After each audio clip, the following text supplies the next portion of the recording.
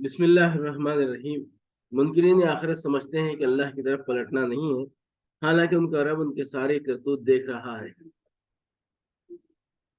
فہرست موضوعات تفہیم القرآن، جلد ششم، عنوان آخرت، صفحہ 290، سورہ انشقاق، آیات 10 تا 15۔ وَأَمَّا مَنْ أُوتِيَ كِتَابَهُ وَرَاءَ ظَهْرِهِ فَسَوْفَ يَدْعُو ثُبُورًا وَيَصْلَىٰ سَعِيرًا إِنَّهُ كَانَ فِي أَهْلِهِ مَسْرُورًا إِنَّهُ ظَنَّ أَن لَّن يَحُورَ بَلَىٰ إِنَّ رَبَّهُ كَانَ بِهِ بَصِيرًا۔ رہا وہ شخص جس کا نام اعمال اس کی پیٹھ کے پیچھے دیا جائے گا تو وہ موت کو پکارے گا اور بھڑکتی ہوئی آگ میں جا پڑے گا۔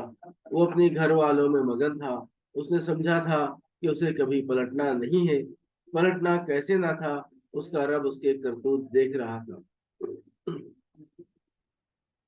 انہو کان فی اہلہ مسرورا، وہ اپنے گھر والوں میں مگن تھا، یعنی اس کا حال خدا کے صالح بندوں سے مختلف تھا، جن کے متعلق سورہ طور آیت 26 میں فرمایا گیا ہے کہ وہ اپنے گھر والوں میں خدا سے ڈرتے ہوئے زندگی بسر کرتے تھے۔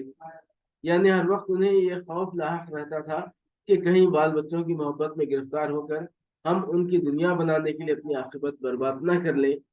اس کے برعکس اس شخص کا حال یہ تھا کہ اپنے گھر میں وہ چین کی بنسری بجا رہا تھا اور خوب بال بچوں کو عیش کرا رہا تھا، خود خواہ وہ کتنی ہی حرام خوریاں کر کے اور کتنے ہی لوگوں کے حق مار کر یہ سامان عیش فراہم کرے، اور اس لطف و لذت کے لیے خدا کی باندھی ہوئی حدوں کو کتنا ہی پامال کرتا رہے۔